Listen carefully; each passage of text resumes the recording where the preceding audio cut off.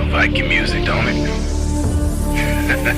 Yeah, gotta get it out the mud, that's the only way to win. Who am I to point the finger like I never ever seen?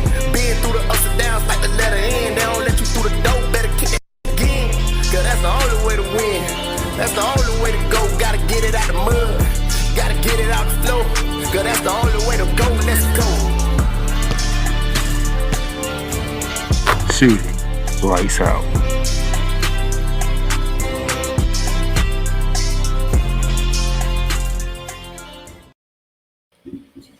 Good afternoon, good people. How y'all doing today? The day after the Super Bowl. So let me shout out to the Kansas City Chiefs on winning back-to-back Super Bowls.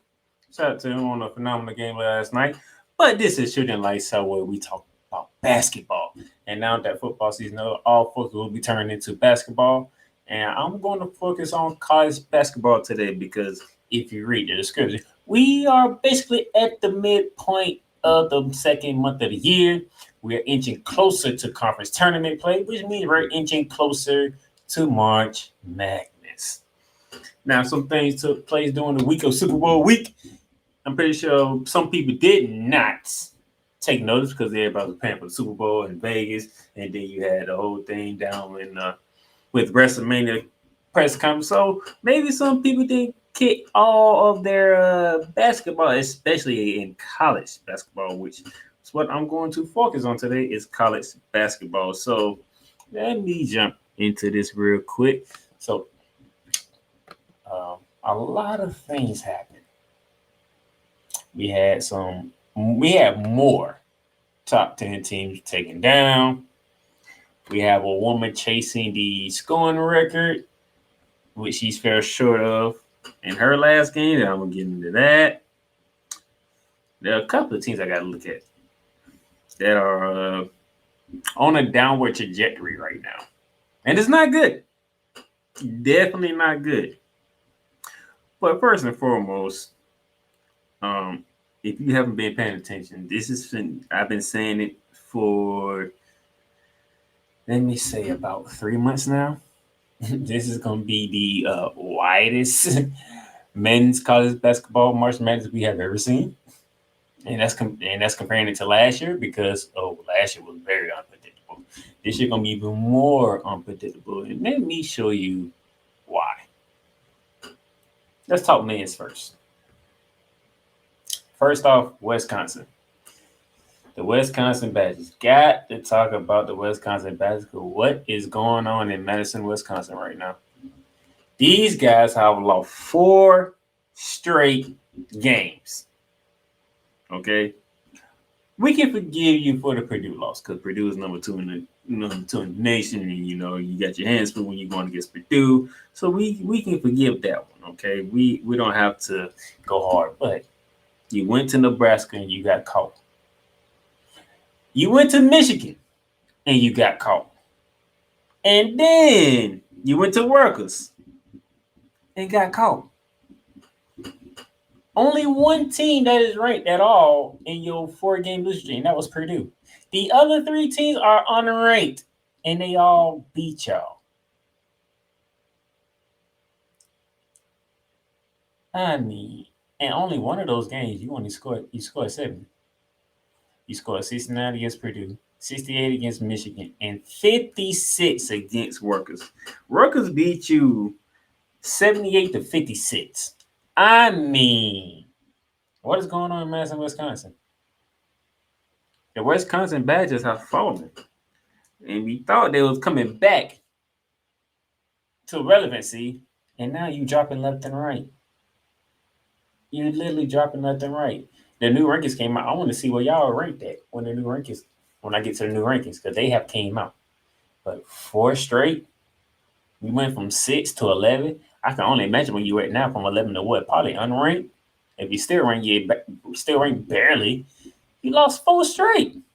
4 straight. You got to get together up in Wisconsin. But they ain't the only team. Here's another team.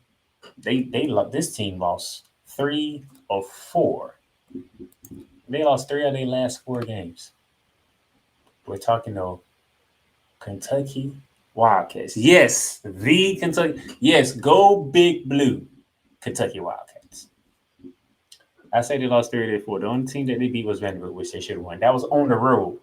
That game was on the road. That was not at Rupp Arena. The 3 games that they lost were all at Rupp Arena. The last day of January, when the Florida Gators, my Florida Gators went in there and beat them in overtime. That following Saturday, that was a Wednesday. That following Saturday, which I want to say this was the second or the third, whatever day that Saturday was. Tennessee walked in there and controlled the game from start to finish. Controlled Kentucky. Kentucky had no answers for Tennessee. And then this past weekend, this past Saturday, Gonzaga went in there and took down the Kentucky Wildcats. Rupp Arena has watched the Kentucky Wildcats lose 3 straight games at home. When was the last time you saw Rupp Arena suffer 3 straight losses? Rupp Arena. Not 3 straight. Not John Calipari. Not Kentucky. It happened. The Kentucky Wildcats dropped 3 straight at home. They won 3 of their last. They lost 3 of their last 4. The one game they won, they went to Vanderbilt and beat them, which ain't saying much. You lost to Florida, you lost to Tennessee, and you lost to Gonzaga. 2 unranked teams, by the way, went into Rupp Arena and got a W. 2 unranked teams, by the way. Think about that. Just think about that. Think about what you know about Kentucky and John Calipari. For 2 unranked teams to go in Rupp Arena and get dubs, that's a problem. That is a major problem. Tennessee's ranked 5th in the country. Okay, Tennessee is one of the teams that can ball. Okay, we know and understand it. Gonzaga is one of the teams that can ball, but it's been a down year. Okay, they're 18-6. It's been a down year for Mark Fuson from what he's accustomed to. Okay, but man, Kentucky. What happened? Okay, what happened? What happened to Kentucky, man? Just lost. Okay. Now that I got that in, let's go to the Iron Bowl of basketball. Alabama versus Auburn, and Auburn controlled the game from start to finish. They had the largest lead of 23. Auburn shot 50 free throws. If you're looking on YouTube, LinkedIn, Facebook, or X, what you see in the box is the free throws. Alabama took 35 free throws, made 28. They shot 80%. Not bad. Auburn shot 50 free throws and made 40 of them. That's a lot of free throws in a 40-minute game. Good gracious. That's a lot of free throws. Like, was Alabama really fouling that much? 33 fouls called on Alabama, 28 on Auburn. Good. But 50 free throws. That's plus, and you was plus 12 in the free throw department. You were plus, good Lord, points in the paint. You're plus 14. That's how you whoop your arch rivals behind in the Iron Bowl. But for Auburn, unfortunately, they had to take a trip to Gainesville, Florida this past Saturday, and they got blitzed. Auburn got blitzed from start to finish by the Florida Gators. Another massive win for the Florida Gators.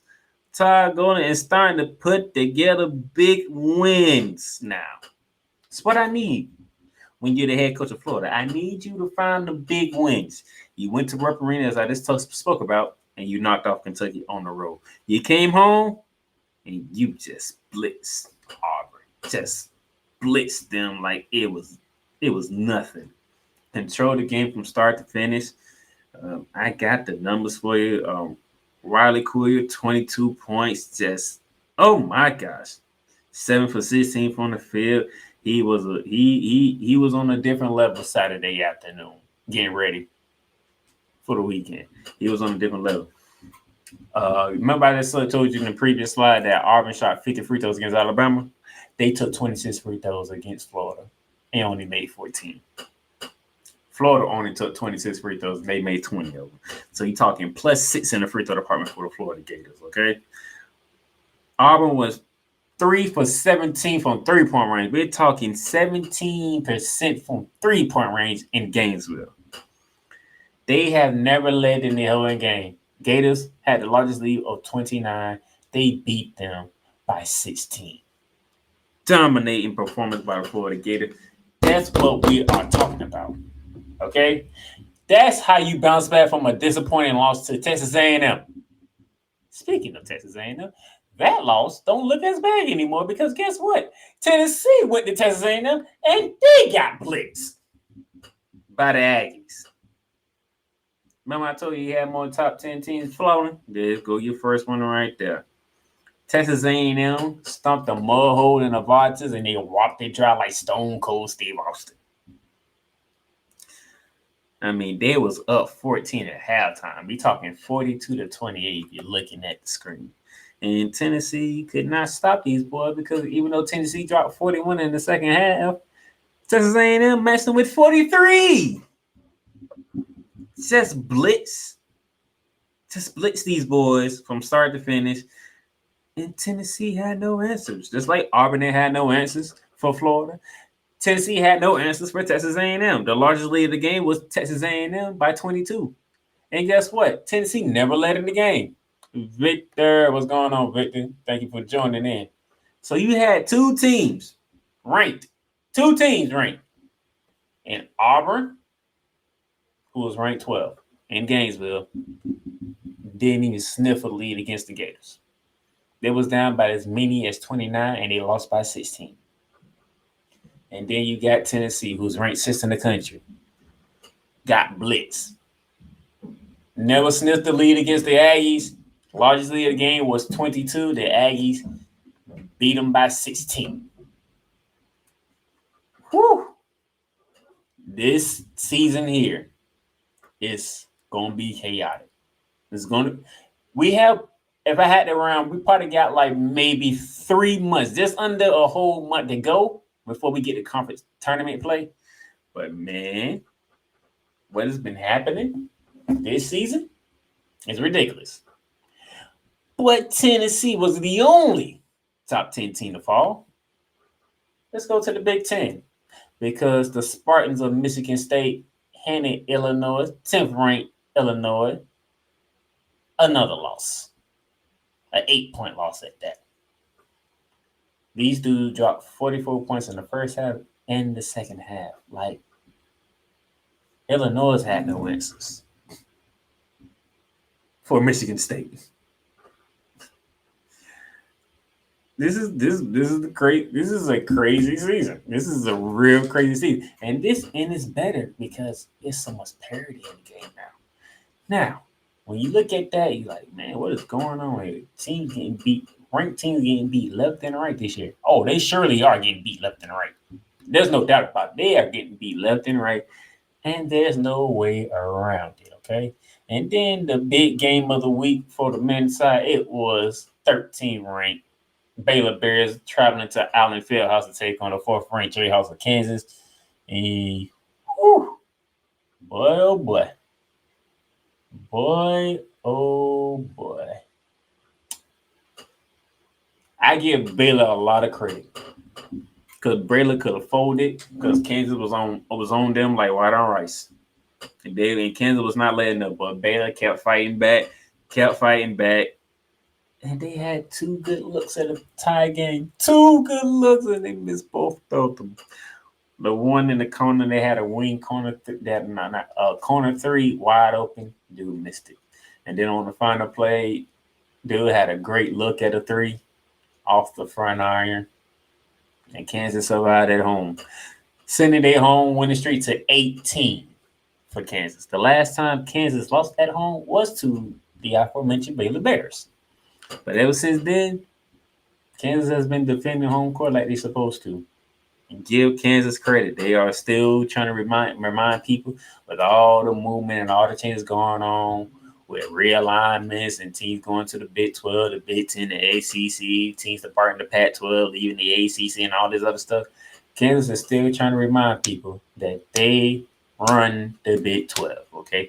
Look what they did to Houston a few weeks ago. They smacked Houston. They let Houston know, Thank you for joining the Big 12, but this is Jayhawk country. Baylor already understood that. They tried to make a claim for it. They just couldn't beat them this time. They made a statement.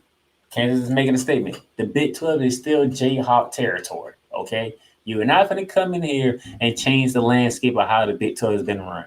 The Jayhawks run the Big 12, and Bill Self is letting everybody know we still run the Big 12. We don't care who you bring in to the Big 12. Gotta love it. I gotta love it. This makes the Big 12 by far it might be the best conference in basketball right now. The ACC is falling off. Okay, Duke is all right, but they ain't duking. North Carolina, they had a good bounce back win against Miami, but that Clemson loss was ugly. Outside of them two, who else in the ACC that you like really afraid of? Okay, the SEC is up and down. Florida is starting to pick up big wins. Kentucky's on a losing streak at home.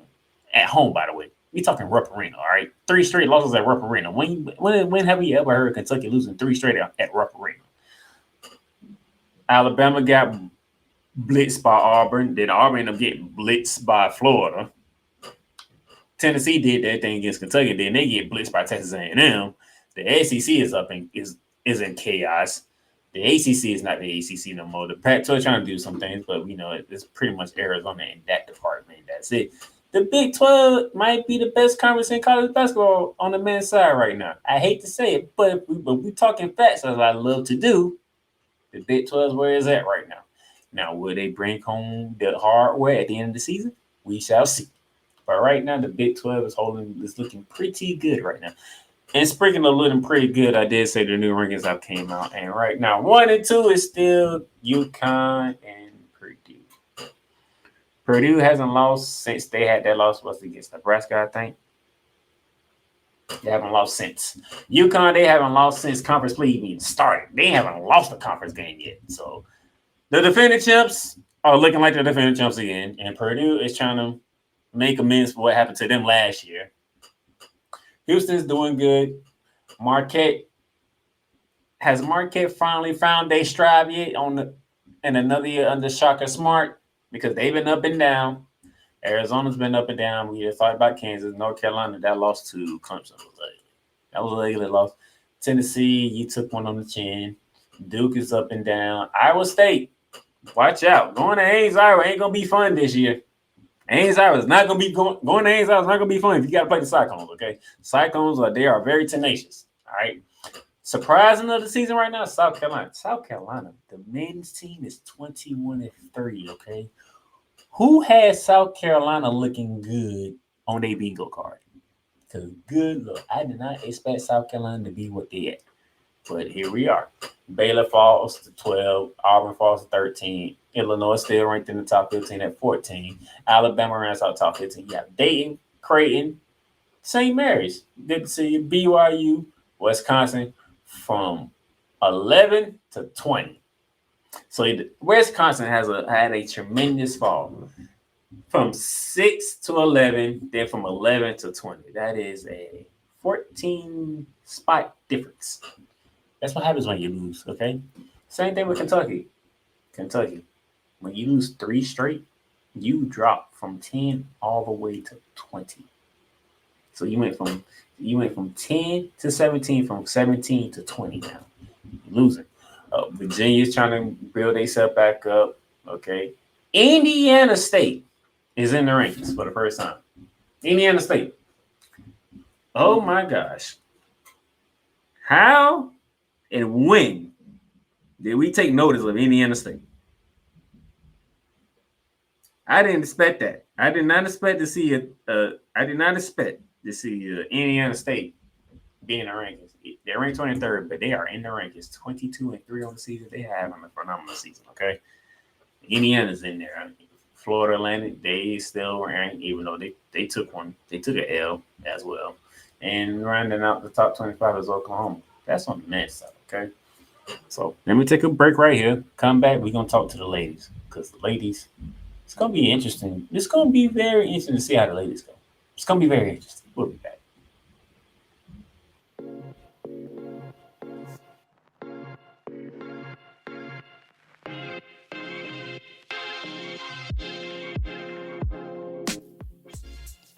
The Playmakers blog is sponsored by Paramount Plus. Paramount Plus, mountains of entertainment. So much to stream. From shows and movies you can only catch here on Paramount Plus, whether it be from CBS, BET, Comedy Central, Nickelodeon, and so much more. The new home of Showtime. Watch Showtime original series, movies, and sports when you sign up for Paramount Plus with Showtime. Catch exclusive originals from Paramount Plus such as Star Trek, Strange Wars, The Family Stallones, Halo, and so much more.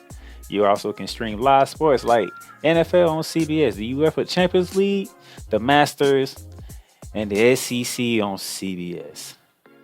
Paramount Plus, you can stream up to 3 devices when you create an account. So Paramount Plus plan starts at $5.99. If you hit that link below, you can get a free trial. Paramount Plus, mountains of entertainment.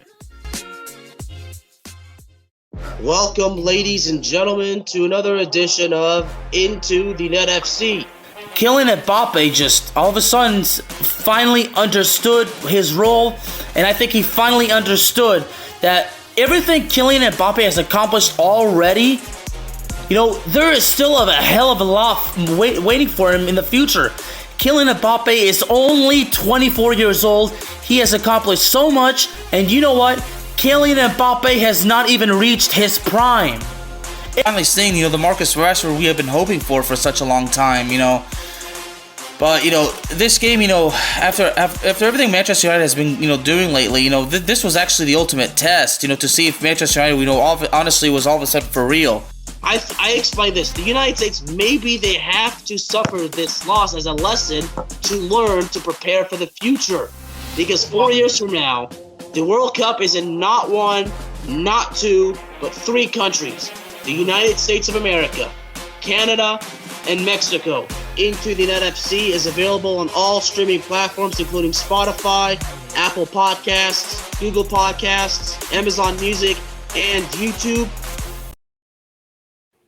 All right, ladies and gentlemen, welcome back to Shooting Lights Out. As we took a commercial break, we did the men's side. Now we finna get into the women's. Okay, it's not gonna take much more of your time here, because there's only some key points I want to hit when it comes to women's basketball.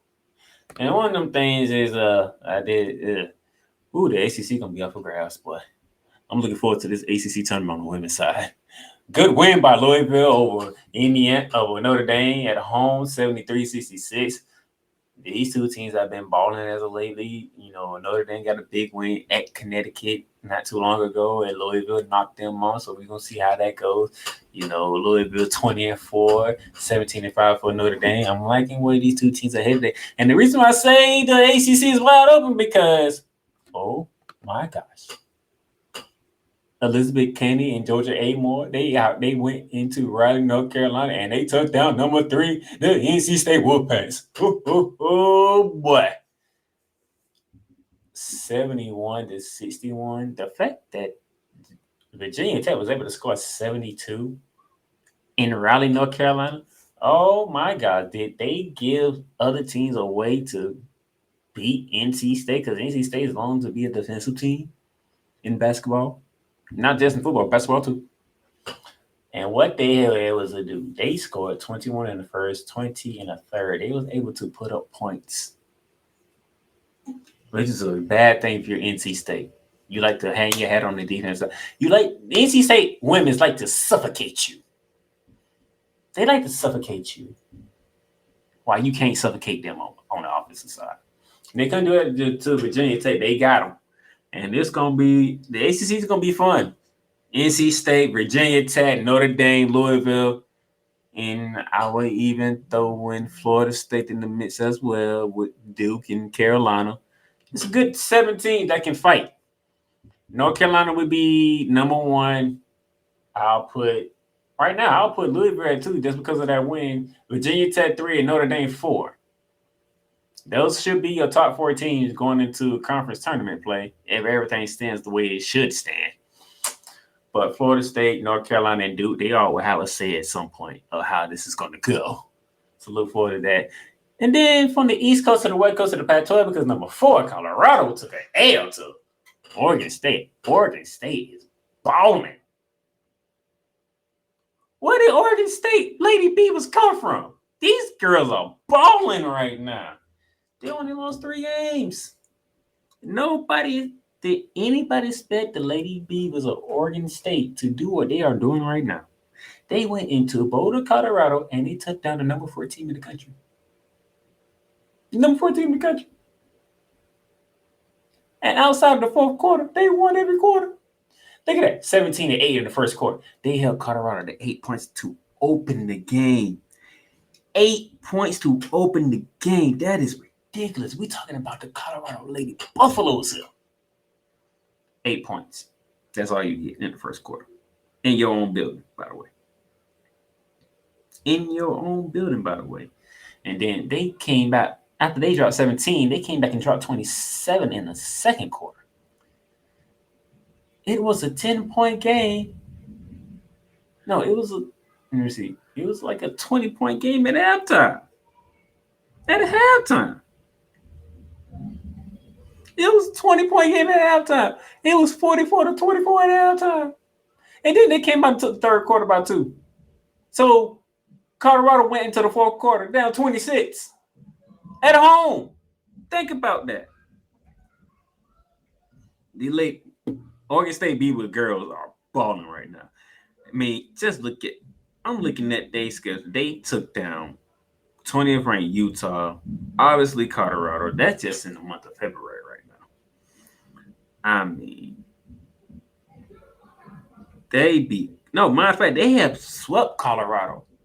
Now that I'm looking, they swept Colorado. They beat Colorado on January 26th, 68-62. And now they went to Boulder, Colorado. They swept the Buffaloes.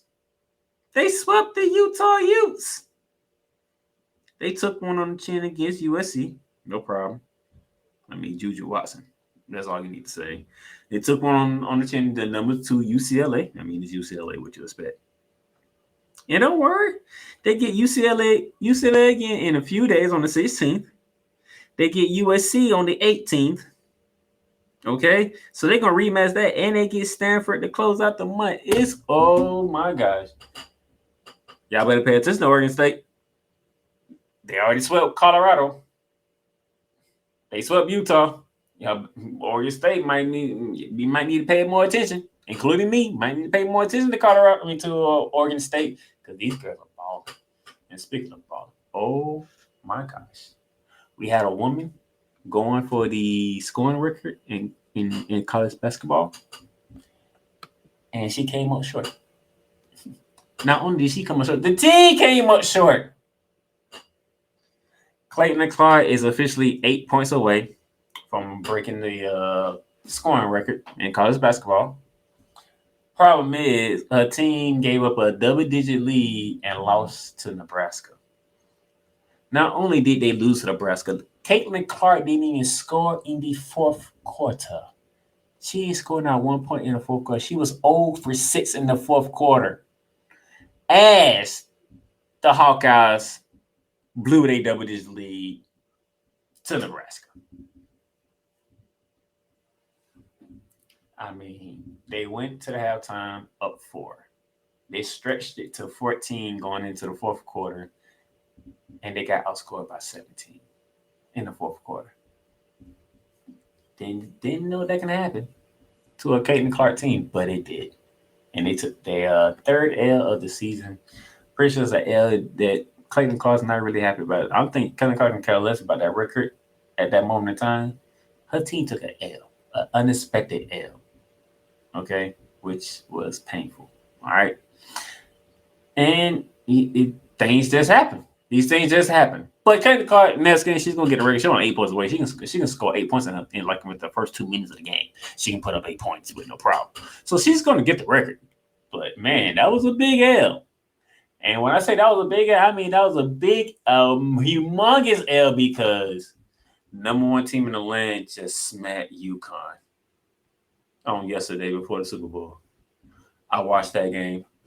Gino Auriemma, UConn Huskies got smacked by South Carolina and Don Staley. They got smacked. They got smacked. UConn couldn't hang with South Carolina. the most craziest thing I would ever thought I would say about a Gino Auriemma UConn team. They could not hang with South Carolina. Bro, I watched this game. I'm just looking like South Carolina's on a different level. And they have no star player this time. Aaliyah Boss is in the WNBA. They have no star player. And they smacking everybody. They are smacking everybody. Oh my! What Don Staley is doing with this South Carolina team, it is ridiculous. And to make it more ridiculous is the fact that who probably be considered the best player on the team is not even playing because she's out with an injury. And yet South Carolina's number one in the team. South Carolina is the lone, and I do mean lone, unbeaten team in college basketball. Okay? Like, there's no way around it, all right? Like, yo, there is nothing you can do, in my opinion, to beat South Carolina. I don't see it. We can go back to the beginning of the season. They smacked Notre Dame to begin the season. And then they smacked Maryland the following game. Smacked Clemson. Had a tough battle with North Carolina, but dropped them. Dropped Duke. Dropped Utah. Okay, listen to the names they got beat. They went to Baton Rouge and they dropped LSU. They dropped Auburn, Ole Miss, and now they dropped UConn. Who's beating this team? Look, I know there's somebody out there that want to think that Clayton Clark is the one to do it. Clayton Clark's phenomenal. Clayton Clark's amazing. Clayton Clark is taking women's basketball to a whole nother level. But the way Don Staley have this team playing, if she gets another shot at Clayton Clark ain't dropping 40 this time. She ain't going for 40 this time. Oh, Don Staley gonna make sure this time she ain't going for 40. Oh, you're the only reason why my team did not finish the story last year because you went for 40 on us and we didn't stop you. Don Staley don't make the same mistake twice.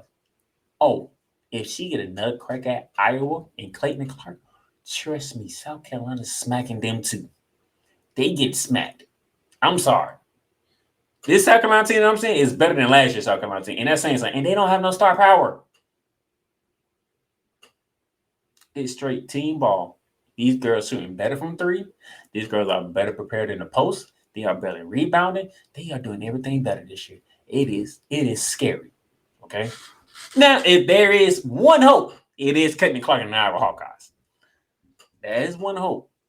Maybe Angel Reese and the LSU Tigers, now that they took one on the chin at home to South Carolina, maybe they can figure some stuff out and they realize next time let's finish this game and make sure we put them away. Outside of them too.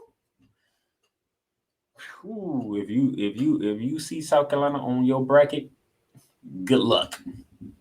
Good freaking luck because they smacking everybody right now. And Don Staley ain't playing no games, all right? So with that being said, I'm going to just go straight to the rankings because the new rankings are out and we already know who's number one. South Carolina, 23-0. The lone unbeaten team, they ain't even close. The Ohio State Lady Buckeyes coming in too after Iowa got dropped. And then there's Stanford and then Iowa. Texas, despite losing their best player, they still remain in the top five.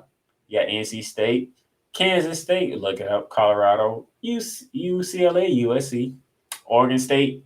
Oregon State's at 11. It's time to pay attention. They're at 11.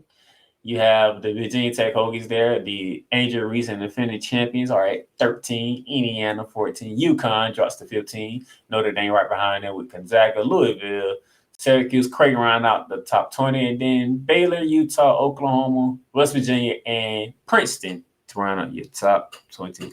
All right, people. That's all I got for you today. As I said, we are midway through the second month. We're inching closer to conference tournament play. And conference tournament play, Champs Week's going to be ridiculous to watch. And then we're going to get our brackets for March Madness. It's going to be a crazy, and I do mean crazy, March Madness in all capital letters, because it's going that way. Oh, I already know it's going that way. We're going to see some upsets. We're going to see a lot of teams get knocked off. It's going to be one crazy ride to get to the Final Four. Let's enjoy the ride, and let's see how this story in college basketball unfolds. Until next time, all right? The Playmaker signing off. I'll catch you guys later.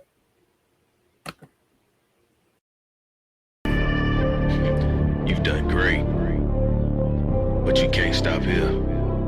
You can't stop now. You gotta keep going. Through all your trials and your tribulations, you gotta keep pushing. Now, finish your canvas. Yeah, gotta get it out the mud, that's the only way to win. Who am I to point the finger like I never ever seen? Been through the ups and downs like the letter N. They don't let you through the door, better kick that again. Cause that's the only way to win. That's the only way to go. Gotta get it out the mud. Gotta get it out the flow. Cause that's the only way to go. Let's go. Thank you for tuning in to today's episode. If you want to follow the podcast, you can follow it on all streaming platforms, including Apple Podcasts, Google Podcasts, Spotify, Stitcher, and a whole lot more. This has been Shooting Lights Out. Masterpiece.